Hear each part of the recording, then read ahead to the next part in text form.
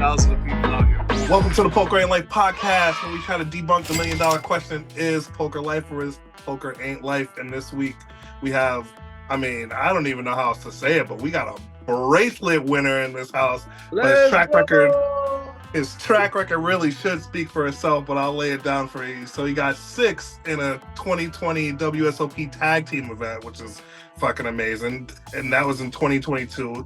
In 2023, he got 5th in a no limit hold'em and PLO event. It's freaking amazing. And then in 2024, he just slam dunked it, second in the online freeze out. And then, just tops off the end of the series with freaking banking a $3,200 high roller. Man, welcome to the show, Zak VanKeuren, also known as Lucid, bro. Let's go. Hey, appreciate you guys so much. Man. Yo, dude, you crushed it this summer, dude. Like, destroyed it. How does it feel? Thanks, man. It's thing. Very, very fortunate. I can't lie and say I didn't put in a lot of hard work over the years and, thousands of hours of studying. But at the same time, I can't lie and say it was all me. It's like so many forces outside of my control, and you have to run really well. So I'm just, I'm full of a lot of gratitude. Yeah, man. Yeah, man. It's freaking awesome. I'm following you on Instagram, looking at these stories. Every day I wake up, he's doing something else. And then when I woke up and I saw you holding the bracelet, I'm like, what is going on? I'm like literally wiping the sleep out of my eyes, running to wash my face and try to catch the whole story, bro. I was like, my fucking guy. Because I just seen you, probably 3 weeks prior. We were both in the Golden Nugget tournament and both running kind of deep in that. And I ended up getting 3rd. And what did you get in that anyways? I know you made the money, but... I busted very early on day 2. Yeah. Oh, okay. And you went on to take 3rd, right? You almost won that thing? Yeah, I did. Yeah. I had Damien on the rail. You should have won, to be honest. Which I think, Tony, I keep having nightmares about them not wanting to chop with you. It was kind of funny, to tell you the truth, Lucid. It's like he was in first and they refused to chop. And then when I was in first for my tournament in January at Borgata, they refused to chop. So I don't get it. I don't know why people refuse to chop. What's your take on chopping? Have you ever chopped, or now considering health, wellness, mindset, everything? What's your take on just overall chopping tournaments? I felt they kind of screwed both of us over. Yeah. Chopping's interesting. I know a lot of people have different opinions on it. My take on it is I don't like chopping more than let's say 5 ways. Especially if it's a huge tournament, I would only consider chopping 5 ways or less, preferably 3 ways or less. If it's a small tournament though and the pay jumps aren't big, I probably just wouldn't chop. It depends. If you feel like you have a skill advantage, then there's a lot of value. Most of our value as tournament players comes in taking 1st place, 2nd place. So it's sort of a shame if we feel like we have a skill edge the final few players to chop, because it's one of those rare opportunities where we're able to make most of our money in our career. However, let's say we're down to a couple players, 3 players or whatever, and the pay jumps are so massive that, let's say all the pay jumps, 100,000 pay jump from 3rd to 2nd, 250,000 from 2nd to 1st. Well, if we wouldn't usually just play a 3-way or 2, heads up sit and go for $100,000, right? If we're not going to usually play that, and we feel like it's a lot of variance, usually the stacks get shorter. All it takes is losing one, 70-30 or 160-40, and now we're out in 3rd for cost us $300,000. I think everyone's financial situation is different, and that's sort of up to them to decide what risk they're willing to take. Yeah. But no, what you said is all too real, man. I got it ahead 2 times in a row and lost both freaking. They weren't even flips. I think one was I had ace queen and the other guy had king queen. But again, I had, I remind myself I had to suck out a bunch of times like that to get there. You know what I mean? So it's the variance, you know, in the end, sometimes I think you just do want to chop, you know, a lot of the times. But Yeah, you almost lost the headphones too, Tony. You threw your headphones or something I on was, the. I was I'd never seen that in the side of you moment. before. I almost didn't want to walk over to you. I was worried about you for a second. Oh, I I was was about so to call mad, bro. Lucid and talk to you, like, yo, calm my boy down. I got over it quickly, but you know, I was not happy in the moment losing the ace. First, I lost. It was back-to-back hands with ace queen. It was like ace right before we had a break. It was like ace queen. Guy jams ace five. I call it off. He hits a five on the turn, and then we go on break and we come back from break, and then I get it in with ace queen suited again against guy's king queen. He's tanking. Oh, I think I got a call here. You might have eights. He calls. It's a queen, then it's a king on the river. I was like. Yeah. But the reason why he was saying the headphones thing is one of my buddies, the last guy we interviewed, that guy, Brandon, takes off his headphones at the World Series of Poker last year and slams them on the floor. And he went like famous. He got famous for or blew up or whatever. But he actually, Damon, I spoke to him the other day. He's actually, he didn't even go to WSOP this year. He had some other stuff going on. So, yeah, I think he focuses on cash, but I think like even bringing it back to like, I definitely want to talk a lot about the whole mental health and wellness part of things. Like seeing Tony at that level, like taking bad beats wear a toll on you over sometimes. Like, Absolutely. I took one bad beat. Like I made it to one of the dailies, and I lost kings to like 10-5 or some crap, and he went runner flush, and I just felt like I was like in a cartoon. Everything just looked like gloomy around me, and I was just like, not like this. So was there ever a moment where you just were like out of your element? Like was there ever a moment that kind of threw you off your game? I feel like you're even keen the majority of the time. Maybe early in your career, a moment you look back on and was like you've grown a lot. Yeah, I mean, I used to get tilted all the time, like very, very angry. And honestly, that's sort of like feeling terrible in poker is probably what triggered me to have a bit of like a mental spiritual awakening, because like that triggered a ton of pain within me. But yeah, I used to get angry a lot. A lot of it is it's just, it comes from a sense of entitlement. It's like our own pride saying like, hey, like I think I'm a better player than this player. I think I don't deserve to get unlucky. And then like when we get unlucky, it feels like the universe or like forces outside of our control are just like conspiring against us. yeah. You know, and then that doesn't feel good. It's like, why me? Like, why do I get unlucky? And then, you know, our brain is like a meaning making machine. So if there's like a few unlucky things that happen in a row, whether that's unlucky beats in poker or whether it's stuff that's happening outside of poker, and then we also get unlucky in poker, it can just feel like life's out to get us, even if it's not the case, but that's how we perceive it. Right. Man, that's deep. I feel like I'm gonna get a Zelle request for $20 for coaching for 5 minutes. Like, I think you're spitting facts because that's realistically what it is. It is that level of entitlement, whether it's someone that feel they deserve to suck out, or they feel like, hey, I got sucked out on twice, I'm due, or I deserve it, or variance is coming back my way. Like nothing's guaranteed at all in the game itself. So like before I hand it back over to you, Tony, like just on the topic you said, like, you know, you used to get really angry. Like what was the worst thing you've ever done after like getting tilted? Like I'm just curious because I just see you as like the perfect guy. Like I would hook you up with a cousin. So for me, it's like I can't imagine you angry. So it was like the worst thing you ever did. Was it like a curse? Was it like you like slammed the table? Like what was the worst thing you ever did?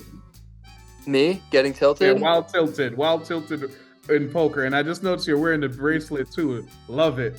Oh yeah, let's see that flash. I didn't even notice. Yeah, I figured. Hey, let's go. I figured the audience might want to just see. It is possible they do actually give these things out. Man, so that's awesome. don't give up on your dreams, guys. Oh yeah, that's sick. Yeah, I mean honestly, I've had moments before where I've just like lost like and was just basically shit talking like another player who like beat me. Or like I've even like slammed my phone, just shattered my phone before or after like beats.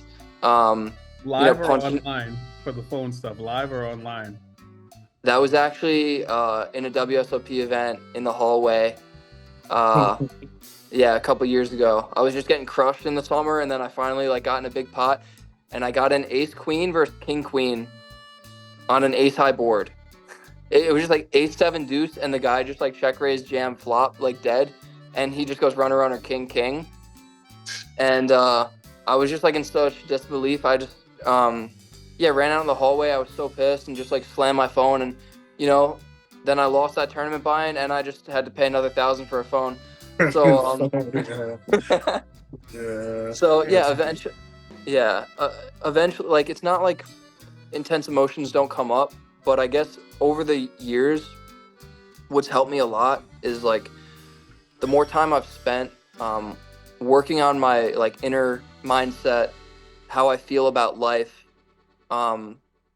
being able to like meditate and like feel an uncomfortable thought and emotion come up, and rather than like hate myself for feeling uncomfortable emotions, to have the like grace and compassion to just like realize everyone experiences uncomfortable thoughts and emotions, and to just let things pass by, and just realize like the present moment's new. All sorts of pleasurable thoughts and emotions come up, and all sorts of unpleasurable and ugly thoughts and emotions come up, and it's just about like that mental acceptance, and that's helped me like find that sort of inner peace with the highs and lows of life, and also highs and lows in poker, and just stay more in that like not getting too high, not getting too low. Yeah, I like I said, I follow your content, and so one thing that I loved was the analogy, or maybe it wasn't even an analogy, maybe it was just how you kind of learned to meditate. In one of your videos, you were talking about the sitting on a hill and looking at all the cars go by, and the cars are kind of like your thoughts, right? And you just kind of got to realize that you're going to gravitate to some cars, but you don't got to gravitate to all the cars, right? Some of them are just going to go by, some of them are mindless thoughts that you kind of just got to sift through. And so I thought that was like, that thing kind of stuck with me. But Floppity coaching coming soon. That's straight from Zak, man. That's how he learned how to meditate, right? So let's go back. Tell us that story. So I think you said it started in college, right? You went to Duke. That was your dream school. Tell us a little bit about that. Yeah. What you guys really do your research. I'm impressed. Yeah, man. Yeah.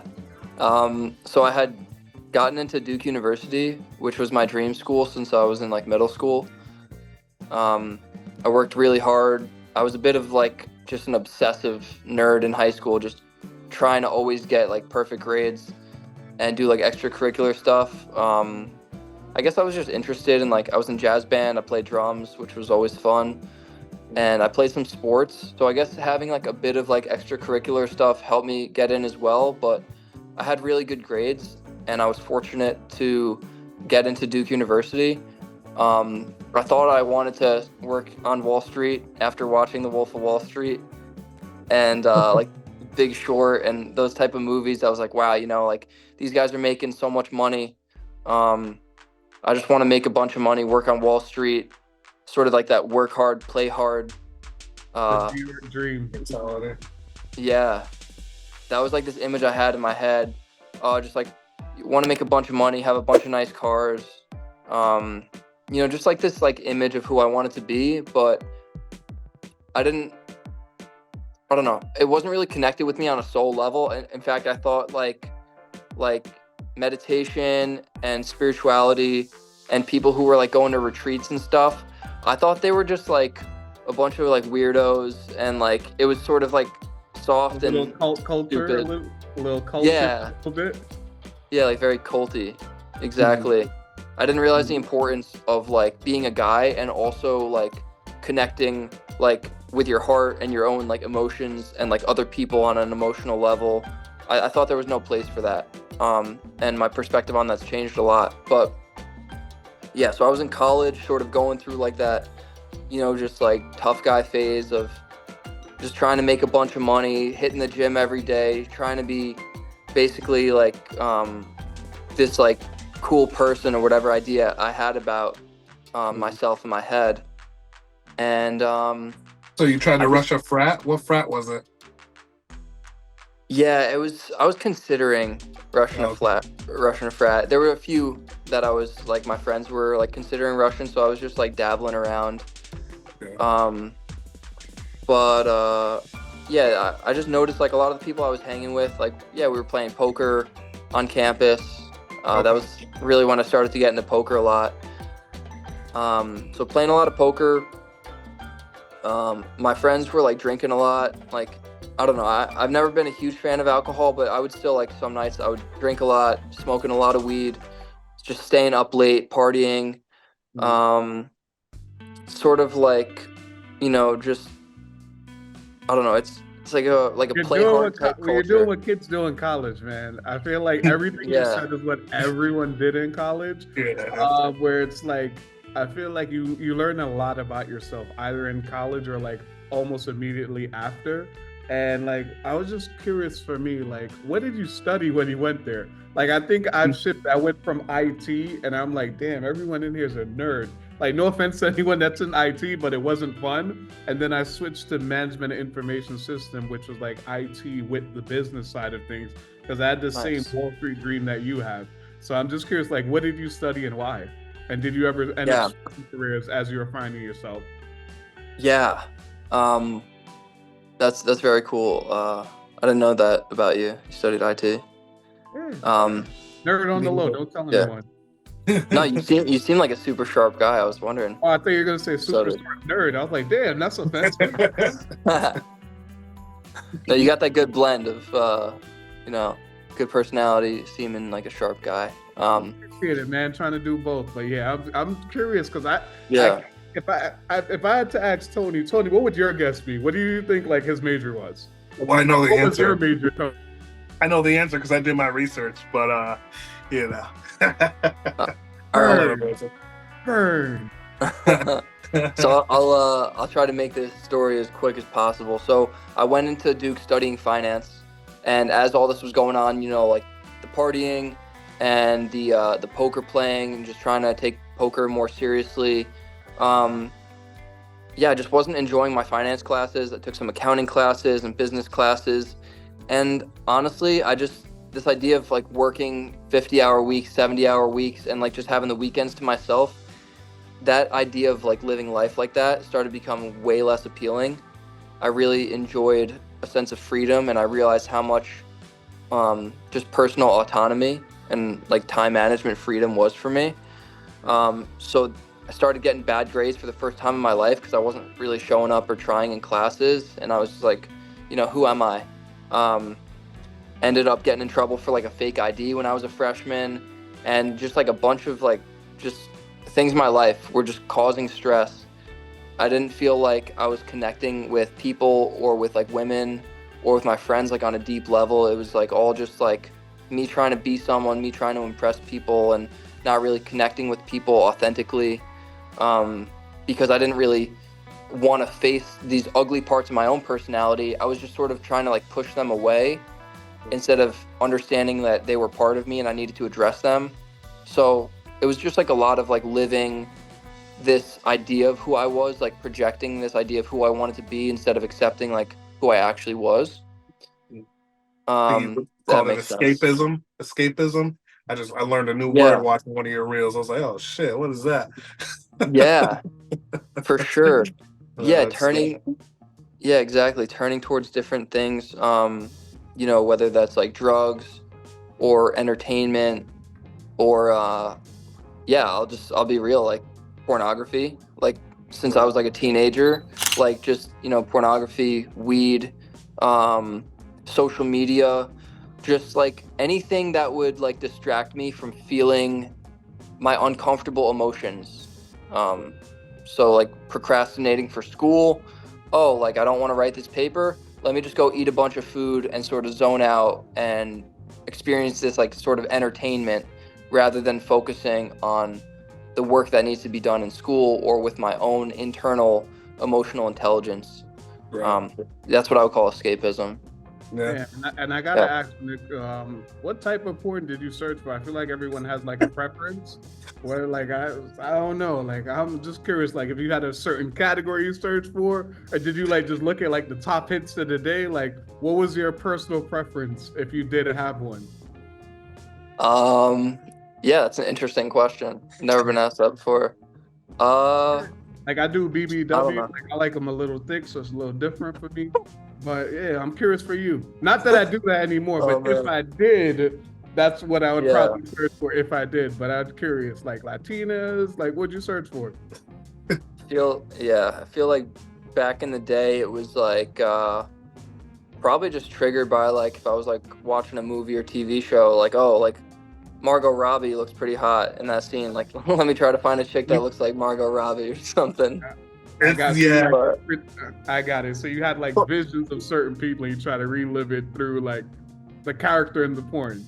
Well, the thing is too, like, I don't know how old you are, Zach. I guess you can answer this after, but like porn back in the day was way different than it is now. Like back in the day, you needed a plot, it was like a whole movie. Somebody had to like there had to be a whole plot in porn back in the day. Now it's just like it's just everywhere. But Yeah. Honestly, man, I have pretty strong feelings towards porn these days because I think it's actually like pretty detrimental. And not a lot of people realize that. And it's something I've really been like working on the last few years. In the sense that porn is extremely highly stimulating for our dopamine system. Mhm. And in a world where, we have so much coming at us attention wise, we really want our dopamine system to be working well so we can focus on the things that are really meaningful towards us. And if we're constantly tapping out our dopamine system on high stimulating, even if it's like YouTube videos, Instagram, but like especially like pornography or drugs, we're tapping out our dopamine system so much to where we're unmotivated to focus on the things that matter to us more on like a heart deep soul level. And we just don't have the energy for it. Also with guys, like we lose a ton of energy and nutrients from the body when we ejaculate. And not a lot of guys realize that, but there's so much. Yeah. Yeah, I felt the difference back then if I did do that. But yeah, I definitely like at one point someone said it's like if you can't go to sleep, like that's a good way to just fall asleep. Yeah. It is. Yeah, I mean, Facts, like I'm taking it'll notes just on this drain too you. because I didn't think about that. Well, like as you're saying, I'm like, you know what, he's right. Yeah, man. There's like literally, we can create a human being just from like one sperm cell. And there's like probably like, 1 million or 100 million sperm cells in like, a load, So Well, This you went fucked. way. Yeah, you This just went said, probably way. probably so didn't you think went this one out. topic was this conversation was going there, but At yeah, all. I didn't think this, but honestly, I did remember you saying something like this in one of your posts a while ago, and it was like you were listing like certain things that you should change or cut out of your lifestyle. But just I'll just wrap the whole porn thing up too. I had a conversation with this woman. She's actually in a sorority, and she just came out and was like, I don't watch porn anymore. I was like, oh, well, okay, I didn't know you watched porn to begin with, but thanks for the information. And but she went on to say that she and this was recent, this was last couple years, she went on to say that like she knows that a lot of these girls are like in situations where they can't say no, basically, right? So when you're watching porn, just it could be a form of trafficking. Even it doesn't matter how professional it looks, so just bear that in mind. yeah, For all your listeners out absolutely. there, Yeah, there's a lot of nastiness that goes with like just the industry and but I think what it does to our relationship with ourselves and like just viewing other people in like a lusty sort of only seeing them on like surface level body way, and it rewires our mind. It can negatively affect our relationship. So yeah, I would say anyone who's sort of like been using porn a lot, or like in a relationship with someone who has, just look into there's a lot of good resources out there on the impact of like porn on our brains, our nervous systems, and on relationships out there. So yeah, just if you haven't considered it before, consider trying to be more conscious or like limiting like porn use, I would say. Slow Definitely. down, Tony. I will, man. I got this big TV, man. It's bad I say that with Brandon on the screen. Yeah, I'm a little concerned. We're gonna pause there. Yo, But anyways, so let's talk about this Lucid Living program. Wait, it's a program, right? That you have? Yeah. Okay. And Yep. so before you tell me what it entails, how long have you been doing it? and how what does the many, name like- mean as well? Like I gotta know about the name as well, because when I see Lucid, I think of like the song Lucid Dreams with Juice WRLD. Like you probably like people probably ask you all the time, what does the name mean? Yeah, absolutely. I'm happy to speak to that. So yeah, so when I was in college and I was going through this like challenging time, just feeling very stressed out, my inner dialogue, like the way I was talking to myself, the way I was feeling about my life, was just like a lot of negativity, like judging other people, judging the world, judging myself. And I was stuck in this cycle. And again, this is the time I was losing my ass off in poker because I just started playing and just like losing a bunch of money. Everything in my life felt like it was going wrong. And my inner dialogue was unhealthy. And I discovered mindfulness meditation to where I was literally procrastinating for finals. I was so stressed out, and this ad for Headspace came on my phone. I'm like, oh, learn how to meditate in 5 minutes? Well, screw it. I'm already, procrastinating anyways. Might as well learn how to meditate today.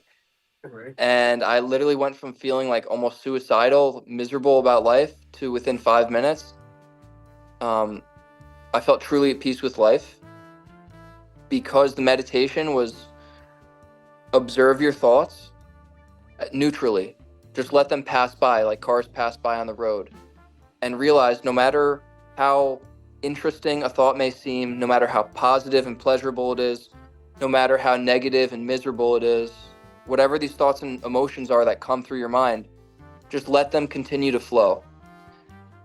And by doing that, I realized, oh yeah, like all this mental pain I'm experiencing, all this is just contained in a thought and an emotion I'm having. And I never gave myself permission or even knew I could do this, to just let these things go. I thought I had to like, oh, I feel this thought, I think this thing, I have to like dive deeper into this. And like, I have this thought like, oh, I'm such a bad son, I haven't texted my mom in a week. Or like, oh, I'm such a bad student, I haven't been going to classes. And like, I would just like simmer in this like pain.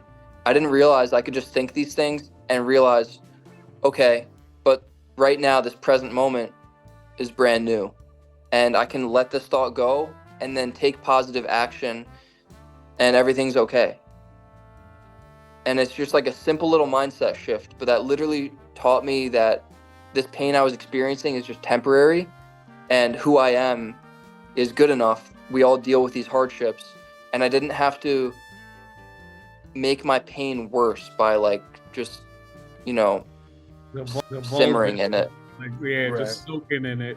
And like I love that you've been bringing that up, because I don't think people even talk about mental health in poker enough. And like I always think that that's like really important. So even to have you out there where it's not like a facade, like you literally live this lifestyle and promote this lifestyle and help others, I think that's like really amazing. I feel like you're in a lane and a niche where like you live it, you talk it, and you speak well to it, where even I'm ready to go meditate right now. I might go to Lululemon, get some tights, and sit outside on the beach and make it happen. But as you're talking, I feel like we all, whether it's school, whether it's personal life, like we all kind of like beat ourselves up. And if we like find reasons to beat ourselves up, we're only gonna feel even worse about it, like no matter what it may be. Like even for the lighting, like we're all like, is the lighting good? And all of us are like trying to fix the light. Like, damn, I got to make sure the light is good. So like that, I think that's really powerful what you said, with just like divulging your thoughts and like the difference that it could make with just meditating and letting it pass and living in the moment, and realize like in that moment what you could do or just what you could think about to shift that. So did Lucid Living start back then? Yeah. So Well, after how this, old are like, you? Sorry, how old are you? I'm 26. Oh wow, I thought you were in the 30s. Like, not that I don't know why, just because Uh, mindset wise, you don't look like you're in your 30s. Maturity, But that's what it is. Very yeah, mature. You carry yourself with like an even keen demeanor yeah. of someone that just like has a presence about you, even virtually. And being able to have a presence virtually is not something that most young men have. And I think that just came with just maturity and over time and just you being self-aware of your presence, which is really powerful. And that probably helps you a lot at the tables, I think, as well. So wow, so college, that was what, 6 years ago. That wasn't too long ago for you, right? Yeah. I graduated 2021. Also appreciate the compliments, guys. It's you're very kind. Yeah, man. So wow, so now it's just blowing my mind now. So I also read, or in your one of your posts, that you said you spent tens of thousands of dollars on coaching. So you just in college did that start? You just started just paying people to coach you? Like, Yeah. So back when I was a freshman, like the end of freshman year, that's when I discovered meditation. And I knew that day that the mental health stuff, that meditation, that understanding myself better, that it was going to be one of the most important practices in my life because it spoke to me on like a soul level that I needed to be spoken to, that I hadn't really touched since I was like a kid. It was always like sort of thinking about who I needed to be instead of understanding who I was in my totality, all my positive and negative thoughts. So that summer, I was meditating a lot between freshman and sophomore year. I really got into mindfulness and psychology, and I was like, you know what? Like, screw this finance stuff. Like, I don't want to just spend my life just trying to make money working for a job that doesn't like actually matter to me. I want to study psychology and neuroscience and the brain and understanding like what actually like what am I? Who am I? And what actually affects me? And how can I help this? How can I help other people with this work? So I totally shifted my major to psychology, studied neuroscience and philosophy as well. And for the next few years, like sophomore to senior year, I just loved all my classes. I took a bunch of psych classes, took a bunch of neuroscience classes. I took 3 semesters of yoga, 3 semesters of Tai Chi, and really learned about like Eastern practices of like physical and mental health. And I took Chinese philosophy class, like just all sorts of like classes that were literally helping me to be like a healthier person inside and out. Mm. And then I got a Also, life coaching. Sorry, yeah, go ahead. no. So you might have started to answer. So you got a life coaching, you said? What is? Yeah, I met this girl in a psychology class at Duke, and we just vibed really well. She was super cool, and we started dating when I was, I guess, the second half of my sophomore year, and she was a junior. And we started hanging out and dating like that summer, and her mom was actually a certified life coach. Oh. And I had never even heard about this before, but she recommended, based on my interest in like nutrition and exercise and like meditation, she's like, oh, you should go get a life coaching certification because you don't need like years of schooling for it, but you do like a deep dive in a matter of, like 8 to 12 months working with other coaches, and it's very therapeutic. You really focus on people's goals and not so much digging up like childhood trauma. Like you can work with some of that stuff, but there's more of an emphasis on who you are now. What do you know about yourself now? Where do you want to go from here? And it's very present moment and future oriented, which is really powerful because that's really like, not that inner child work isn't powerful. I think it's good to talk about our past and to understand where we come from, but I think we can also get caught up a lot in just worrying, oh, this is my past did this, so this is who I am today, instead of thinking who I am today is who I'm choosing to be right now, and what's this quality of life I want to live, and where can I go from here? And I think that's pretty powerful too. Yeah. Yeah, definitely. I mean, you gotta, I'm sure Damien can't wait to ask you about your relationship. I'm sure, but I saw his eyes light up when you started talking about the girlfriend. But before that, I do want to. So I want to know more about the college games. So I know you said you were losing a little bit when you were playing in college. How were the college games? And then when you started taking those psychology classes, were you doing better in those games?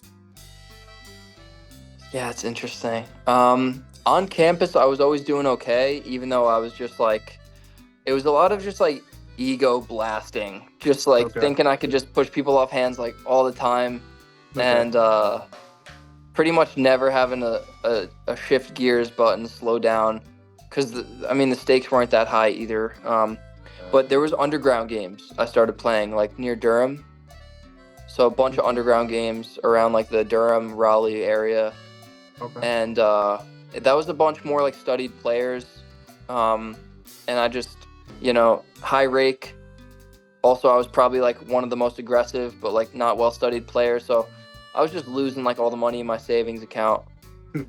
And What are we? It wasn't until 2-5? Yeah, it was like 1-3, 2-5. Cool. PLO also, or just straight hold'em? Back then, it was pretty much all hold'em. But there's a lot more PLO these days in those games. Cool. Shout out to the underground game, and I think like a lot of people started underground. Like I started underground a little bit also, and just like, I'm not gonna lie, I went for the free food. Like they had free food, free drinks, and I could sit down with the $100, and then it goes from 100 to 200. The next thing you know, you're there all night, every single week, and it's like you get hooked to it. You look forward to it. It becomes like a part of just like your cadence. So like one of the things that I did have to ask, like just tapping into the underground game, like how did that impact you with like school? Like I know at first like you were kind of like spiraling, trying to find your way. Do you feel like as you switched to psychology, did you play more, the same, or did you play less, being that you were so locked into like your school and everything else? Yeah. Freshman year, I played way more than I did the other years. Yeah, because I wasn't enjoying classes and I was just thinking I could stay up late and just doing this, poker till the early morning for so many days. And I just realized like I couldn't get good grades doing that. I felt terrible. I just felt sort of like low energy and sick some days because, you can't pull all-nighters. The body does not like it. Facts. Yeah, and I was gonna say like at times people use poker as a coping mechanism. I know I for sure do. Like I use poker to escape. Even now, like in my career, if I have a rough day, the first thing I want to do, throw on some headphones and just sit at the table and try to forget about everything. But do you consider poker as a form of therapy for people if they know how to control it? I think for me, like 3-4 years ago, I didn't know how to control it. And now that I know how to control it, I could walk away from the game, and there's days where I'm like, all right, cool, you know what? I just need poker. I kind of use poker how people use the gym for therapy. But do you think, being that you're well studied on psychology, do you think poker could be a coping mechanism if someone could control it? It's interesting. I think poker will bring up and amplify whatever emotions we're already experiencing. So I think for a lot of people, if we're slightly on edge, we're disappointed and stressed about our day, and we just want to like go play poker to escape, I think that's, you have to be honest with yourself. But I think for a lot of people, as soon as we lose a few hands, and like it's very likely like we're not gonna run like in the top 10% of like luckiness today. We're probably gonna be somewhere in like the like middling percentile or like under average. That's just gonna bring up intense emotions, and that could make us play suboptimal poker to where then we're just like making mistakes and losing more. So for me these days, unless I'm feeling like 100% motivated to play poker and I feel like I can play like my A game, I don't even want to play because I hate playing suboptimally. But that's just me. Yeah. Good answer. So no, agree. Damian. Yeah, I was gonna say on days where I feel bad, it just like and I lose, I feel like you're 100% correct. It amplifies how like down I am or how hard I am on myself. Pause. Or days where I'm like really happy, I go win even more. I'm like, fuck yeah, life's amazing. The world is great. So like totally agree with you. Like even though I'm probably using it as a coping mechanism, it just amplifies the mood that I probably was already in. And I feel like it does impact even like runouts online. I feel like when I run bad online, I'm already envisioning the bad beat because like I'm on a downswing. Versus like when you're on an upswing, you're like, all right, 2 out are coming, bing, and you're like, all right, you expected it. But yeah, I definitely agree with you on that. Tony, I had one question about the relationship form of things. So God. you had an older girl, which is awesome. And like, I think relationships in poker becomes really difficult. So I have a two-part question. My first question is that have you ever dated a female poker player and what was that like? I have not actually dated a female poker player. Ladies, change that perspective. All right. And sorry, I just had to talk to the ladies really quickly. And the second thing is that have you ever been approached by anyone at the table, like just flirting overall with you at the table? Yeah, for sure. I've definitely like talked with like a couple girls like over the years who I've met in poker, but I haven't been in like a long-term relationship actually in a few years. And I think it's just partly because I've been traveling a lot. I've been working on this coaching business, which again also I got to get back to Tony's question. I don't know, did we lose him? My bad. I sidetracked you because you're very interesting. Okay. Yeah. So yeah, just I got to go back to Tony's question as well, like about like the Lucid Living program. Basically, that's just my approach towards health and wellness, the practices that have really had the biggest impact on my life. I often reflect on, if I were to die soon, because, I never know when my time's coming, what do I want to give to the world? Like, what do I really want to share before my time comes? Because ultimately, that's the most important thing is like, what's this meaningful work that I feel like I need to do before I go? And really, it's physical and mental wellness. And by mental wellness, I mean like mental, emotional, spiritual, sort of just like life philosophy, as well as the physiological benefits. So those things, all that combined, I call that holistic wellness.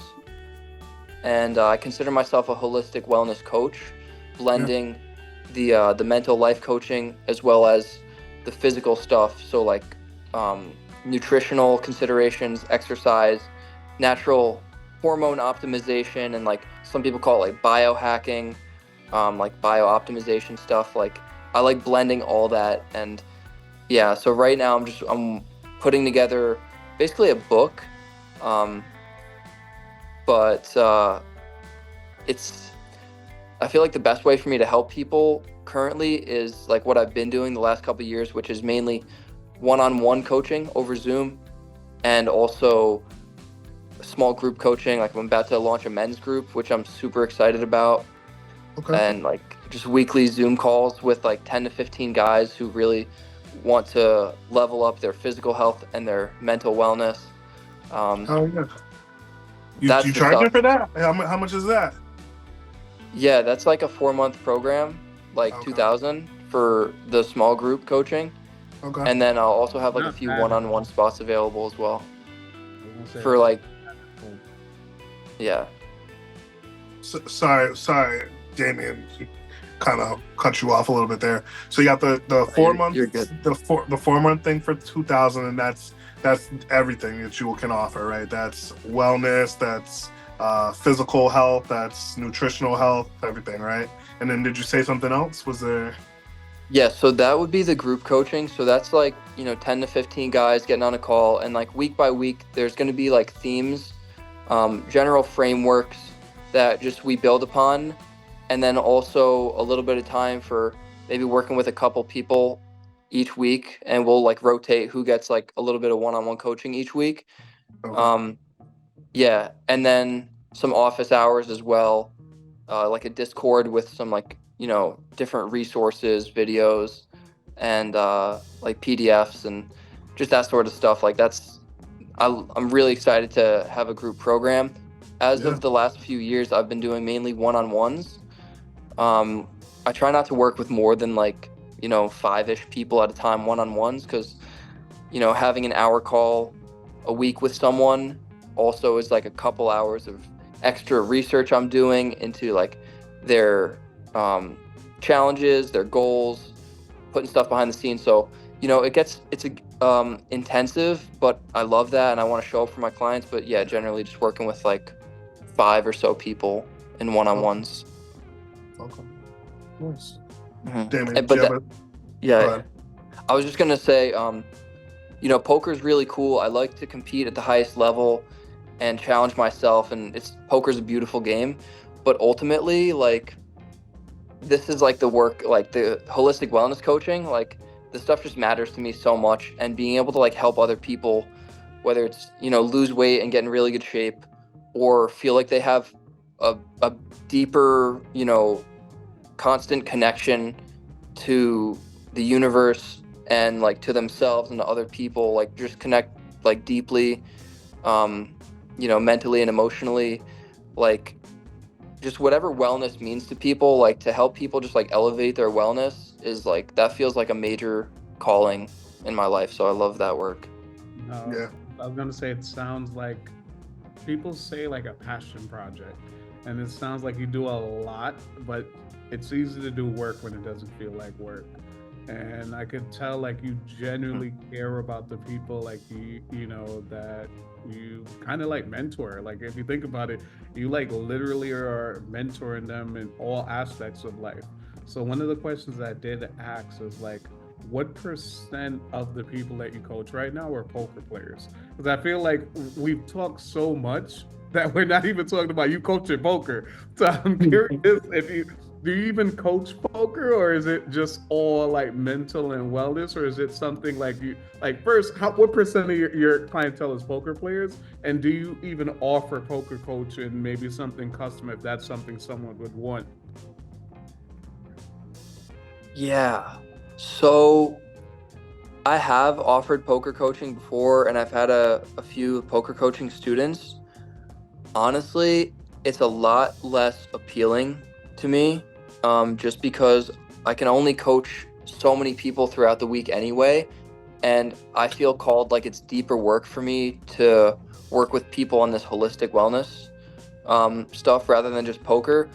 So I actually have other really talented players who are my friends who also do poker coaching. So I'll generally just like, if people want a poker coach these days, I generally just refer them to one of my friends who's like a very, very, you know, sharp player instead. Zach, who give us two. Who would you recommend? Two. Yeah. So I have, 2 guys who are really solid. Amit Patyayan is, you guys probably haven't heard of him, but he's a really solid poker coach specializing in MTTs as well as PLO. He's a really, really good PLO player as well. He lives in Cary, North Carolina, but he does a lot of Zoom coaching. So shout out Amit. I've worked with him a lot over the years. And then my other friend, Dimitri Campbell, he currently lives in LA, but he lived in Austin, Texas for a while. Absolute sicko for online poker. He mainly plays online, but he's had some nice live scores too. Young kid. He's just very, very solid, especially when it comes to like competing against more challenging online competition. Dimitri's really good and has offered some MTT coaching as well. Okay. I would say Dimitri's more like the higher, like tougher fields, and then Amit is more like if you want to like crush live fields or like lower stakes, softer sites online. He does more like player pool exploiting, stuff like that. Okay. So are these the guys that you like? I think I asked you this earlier. I don't know if you answered it, but I noticed you said something about you spent tons of time, like thousands of dollars, like tens of thousands of dollars into poker coaching. Are these the guys that you spent all that money for the one-on-one coaching with? Who was like the first guy that you started getting one-on-one coaching with? Yeah, that was mainly Amit. Okay. Yep, Okay. I've invested a lot into Amit's coaching because it's very high ROI.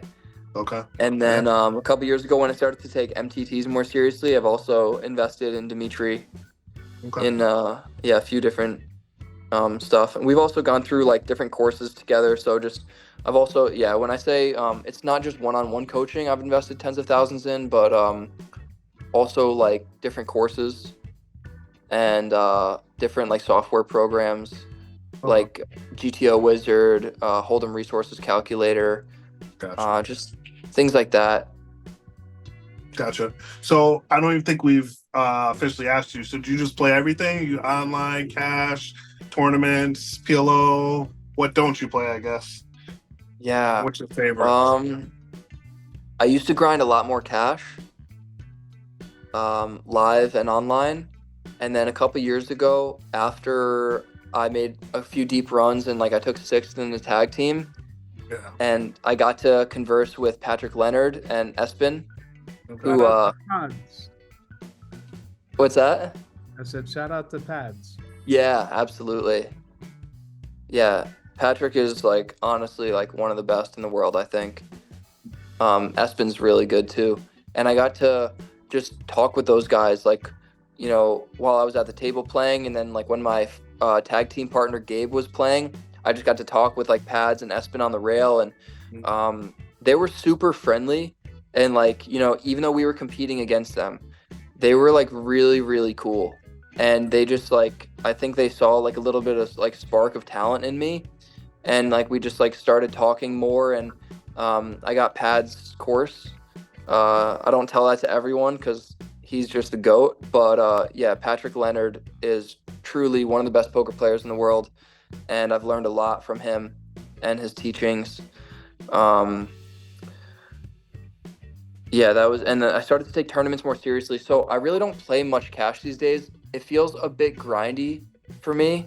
You know, I know players who like they're all in on poker. They need to make income. If that's the case, I think cash is really important because it's just better for your bankroll. For me, when I'm feeling called to this wellness coaching, it takes a lot of time to not only work with people, but to like build the business so it has time and the ability to scale, to potentially hire other people to help me with like marketing, video editing. So right now, cash just feels a little like too much of a time commitment taken away from the coaching.